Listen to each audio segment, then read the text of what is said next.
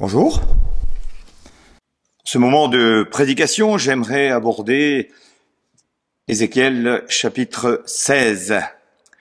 Jérusalem, tu étais nue, Dieu t'a habillé.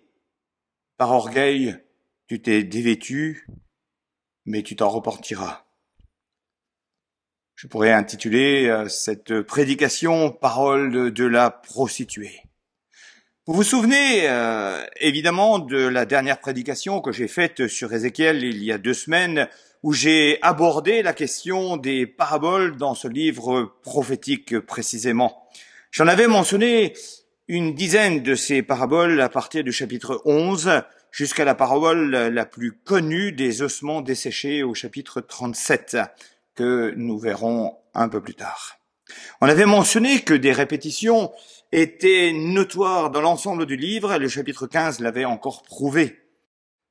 Il y avait en premier le binôme jugement-consolation, et puis 2 expressions. La première, et vous saurez que je suis l'Éternel, et la seconde, ainsi parle l'Éternel, où la parole de l'Éternel m'a été adressée.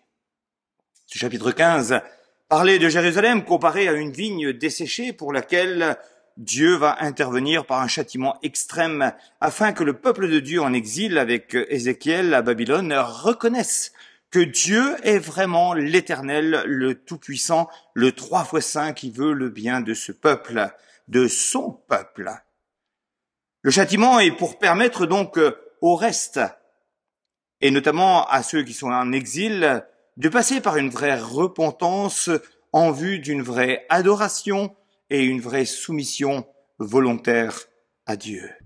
Avant de passer à la parabole suivante, j'aimerais qu'on se questionne suite à ce chapitre 15. Où en suis-je personnellement vis-à-vis de Dieu?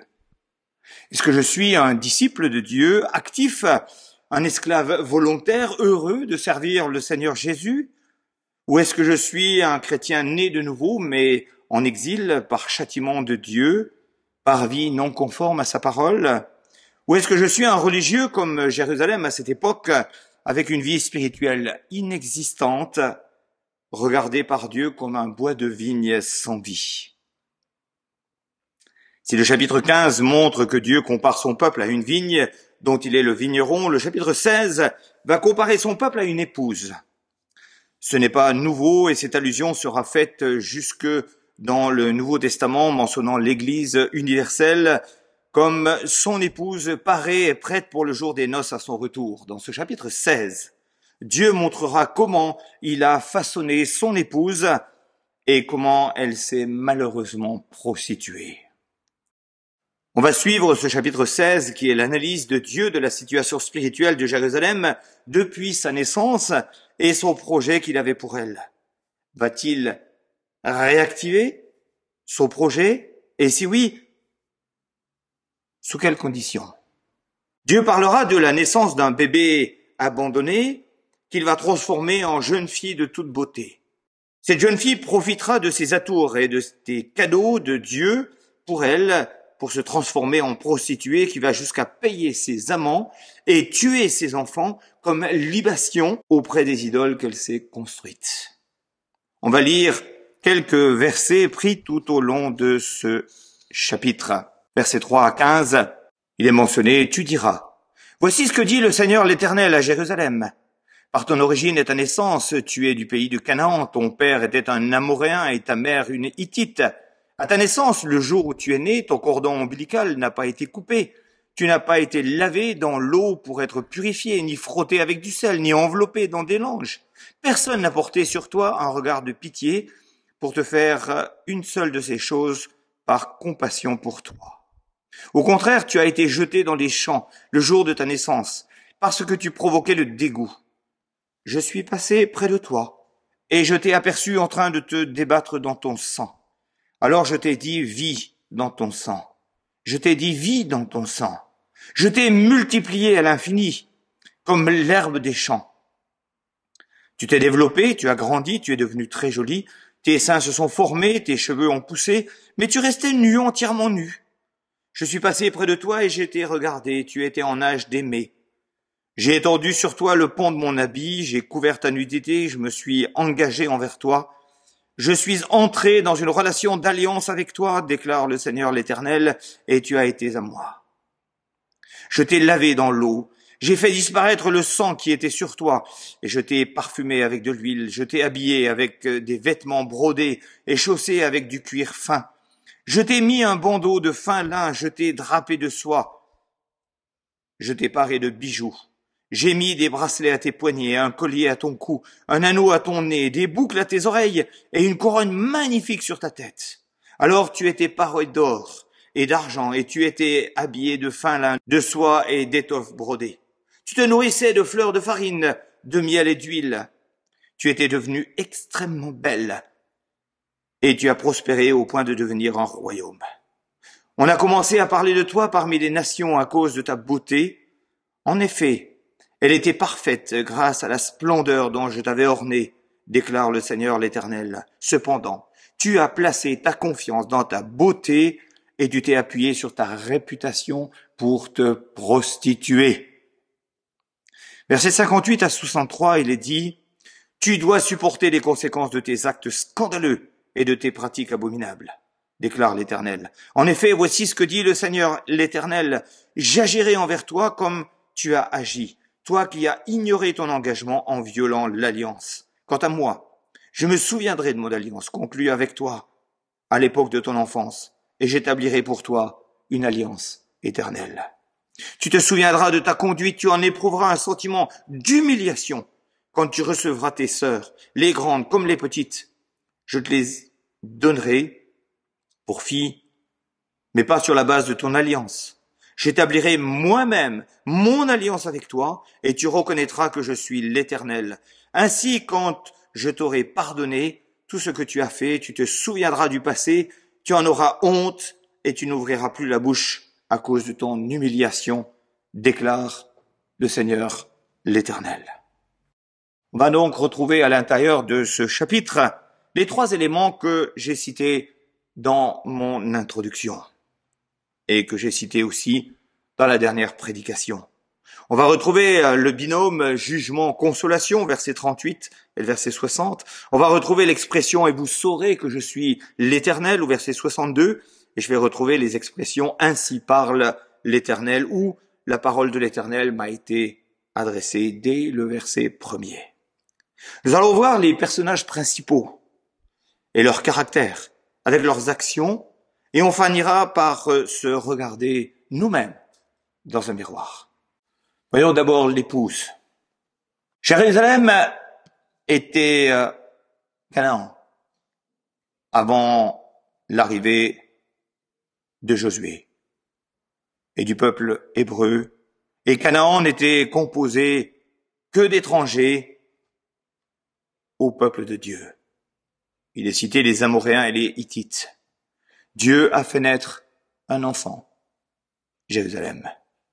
Cet enfant, le peuple hébreu, et on va se concentrer ensuite sur Jérusalem, était humainement délaissé, mal aimé, rejeté et en proie au sarcasme. Mais Dieu veillait sur cet enfant.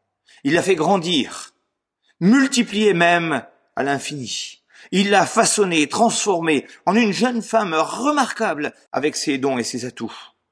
Dieu l'a lavé dans l'eau et l'a purifié. Oui, le sang de Jésus lave. Il l'a vêtu avec son propre habit pour couvrir sa nudité. C'est l'Apocalypse qui nous rappelle que Dieu nous couvre par son vêtement, un vêtement blanc entre autres. Ici, c'est un vêtement de fin lin réservé aux sacrificateurs normalement. Dieu refait son alliance avec Jérusalem et il la pare de bijoux. Au verset 15, il est dit que sa grande beauté donnée par Dieu l'a fait connaître, reconnaître, envier par les peuples alentours. C'était le buzz à l'époque. Cette beauté lui est montée à la tête et elle s'est donnée à tous ceux qui la voulaient, délaissant son mari, Dieu. Elle a transformé les cadeaux de Dieu, les bijoux en or et en argent, en statues qu'elle va adorer et tous les produits alimentaires accordés par Dieu en offrande à ces statues.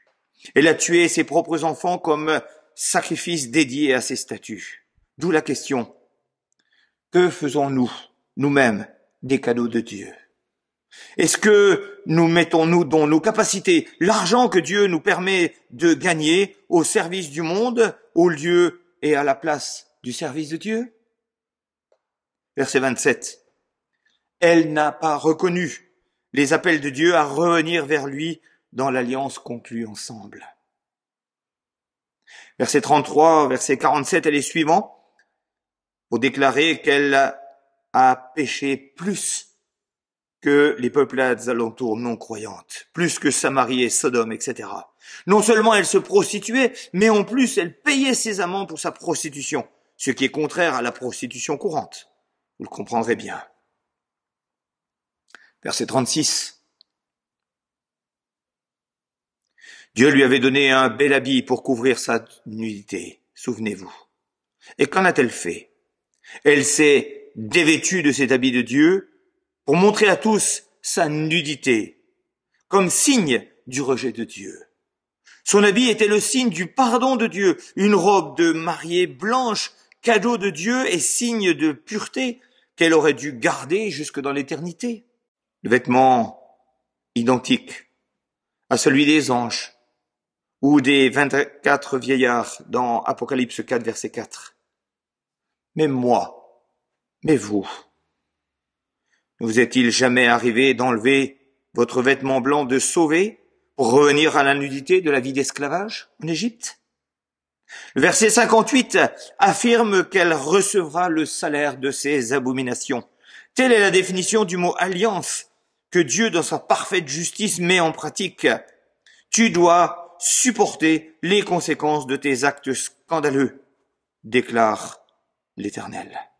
Et au verset 61, ce sont les non-croyants que Dieu va utiliser pour que cette épouse ait la honte du siècle, afin de reconnaître que Dieu est vraiment l'Éternel. Verset 63, le péché pardonné va laisser des traces, des conséquences chez l'épouse qui seront un garde-fou, un protecteur contre une seconde faillite possible dans l'alliance.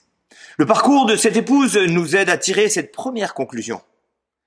L'Écriture montre elle-même que le fait de naître d'une race méprisable ne peut lier l'homme au mal quand on fait intervenir Dieu et qu'on s'appuie sur lui en quelque mesure que ce soit. Qu'en était-il dans le cas présent? Voilà une misérable paria privée des soins et des égards les plus élémentaires, jetée dans les champs le jour même de sa naissance. L'Éternel passa près d'elle, la vit souillée dans son sang et lui dit « Dans ton sang, vis ».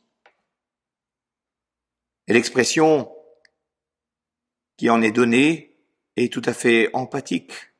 Grâce à ses soins protecteurs, elle devient une femme habillée et revêtue des ornements les plus splendides. Et l'Éternel fit une alliance avec elle. Il l'a pris comme étant à lui. Celle qui avait été ainsi purifiée, magnifiquement ornée, prospérera pour devenir un royaume dont la renommée se répandit partout à cause de la splendeur que l'Éternel avait mis sur elle. Chapitre 16, donc versets 7 à 14. Et Dieu dans tout cela. Dieu va rester l'Éternel. Il sera le Seigneur, mentionné au verset 3. C'est un Dieu qui a aussi compassion alors que les autres ne l'ont pas, cette compassion. Il est donc muni de ce sentiment de partage des souffrances des autres et il va les porter avec eux. C'est lui qui dira « Déchargez-vous sur moi de tout fardeau, je prendrai soin de vous ». 1 Pierre, chapitre 5, verset 7. Puis, le sang versé à la croix te purifie de tout péché. C'est un Dieu proactif socialement.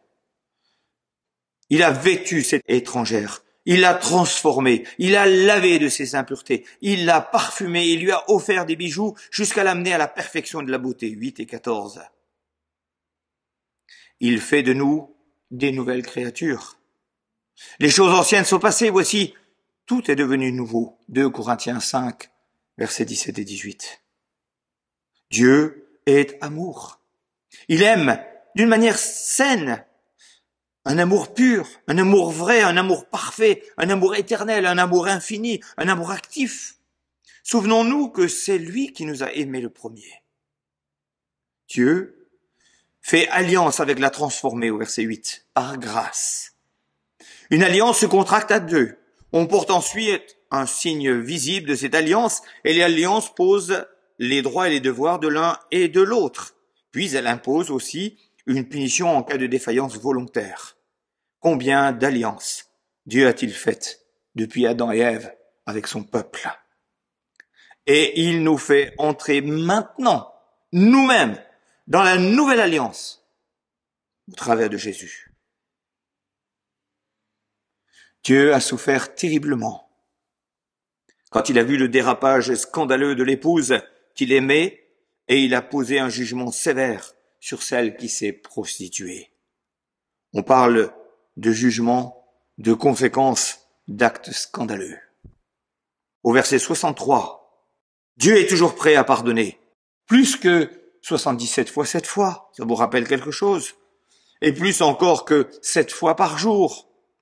Je rappelle que dans Luc chapitre 16, les disciples ont poussé un cri d'alarme à Jésus quand celui-ci a dit que si ton frère a même péché 7 fois et demandé pardon 7 fois dans la même journée, tu devais lui pardonner même la 7e fois. Et ils vont pousser un cri. Seigneur, augmente notre foi, c'est pas possible. Jésus les a convaincus que s'ils avaient une toute petite foi, même imperceptible, comme une graine de moutarde, une graine de sénévé, ils pourraient déplacer des montagnes. Ce n'est pas la quantité de foi, mais c'est une foi active, la qualité qui est importante. Verset 60, l'épouse a violé l'alliance, mais Dieu va venir avec une nouvelle alliance, qui celle-ci sera éternelle après l'humiliation qui amène à la repentance de l'épouse. Mon 3e point, je vais venir à des choses plus concrètes. Face à cette parabole, je me retrouve face au miroir qu'est la parole de Dieu. Qu'est-ce que je tire de tout cela pour ma vie personnelle? Première chose, j'étais nu à cause de mon état de péché. Et Dieu est allé me chercher, nous chercher, et nous a pris dans notre état brut. Nous étions nus spirituellement, sans avenir, délaissés de tous. Nous allions mourir. Nous étions sans Dieu, et donc sans père et sans héritage. Dieu nous a aimés, il nous a arrachés du couloir de la mort, il nous a lavés, purifiés par la croix, et il a fait de nous de nouvelles créatures. Dieu nous a revêtus d'un habit de fils adoptif, enfin l'un nous reconnaissant ainsi comme sacrificateur. Apocalypse 1:6. Dieu a fait alliance avec nous, une alliance éternelle, il s'est engagé à nous rester fidèles jusqu'au fin fond de l'éternité. Il nous a donné un capital en plusieurs points, il nous a donné la vie éternelle, il nous a donné aussi notre corps qui est le temple du Saint-Esprit, il nous a donné des dons comme on l'a rappelé dimanche dernier, il nous a donné aussi des finances. Si vous avez un salaire, c'est aussi l'œuvre de Dieu pour vous. Qu'avons-nous fait de ce capital? L'orgueil. L'orgueil nous envahit trop facilement et on met les pieds dans les interdits bibliques en pensant qu'on va gérer. Le monde nous flatte pour mieux profiter de nous et on succombe. On met notre capital donné par Dieu au service du monde. Souvenons-nous de l'héritage du fils prodigue dilapidé, un vrai parallèle de ce passage de la prostituée, jusqu'à ce que la misère le gagne et qu'il soit obligé de revenir vers son père. On va même jusqu'à utiliser ce capital donné par Dieu, jusqu'à celui que sont nos propres enfants, on citera que les allocations familiales par exemple, pour construire et adorer nos idoles voitures, nos idoles niveau de vie, activités de loisirs, boursicotage à outrance, jeux d'argent, sport, etc. Je reste personnellement outré quand j'entends parler d'une augmentation de paye et que la personne mentionne « c'est génial, j'en avais vraiment besoin. Ça me permettra une sortie supplémentaire en boîte par mois. » On a préféré les temples du commerce aux temples de Dieu, qu'on ne fréquente que par sécurité religieuse et qu'on critique parce que non adaptés comme des consommateurs et non des acteurs. On peut mettre à la place l'Église au lieu du temple. C'est la même chose. Finalement, prenons quelques minutes pour faire le point. Honnêtement, suis-je satisfait de ma situation spirituelle aujourd'hui? Ou plutôt, comment Dieu me voit-il? De plus, n'est-il pas vrai que certains non-chrétiens pêchent moins que certains d'entre nous, chrétiens, qui devrions être des exemples? Samarie n'a pas commis la moitié de tes péchés, est-il dit dans Ézéchiel 16, verset 51. J'entends aussi les politiques dire, alors qu'ils sont entachés par des soucis de femmes battues ou autres, nous devrions être des exemples. Alors si eux devraient être des exemples, nous chrétiens, sommes-nous réellement la lumière du monde et le sel de la terre par nos pensées et nos actes? N'avons-nous pas honte, à certains moments, de ce que nous faisons, de ce que nous sommes? Dieu reste le même. Qu'il en soit loué.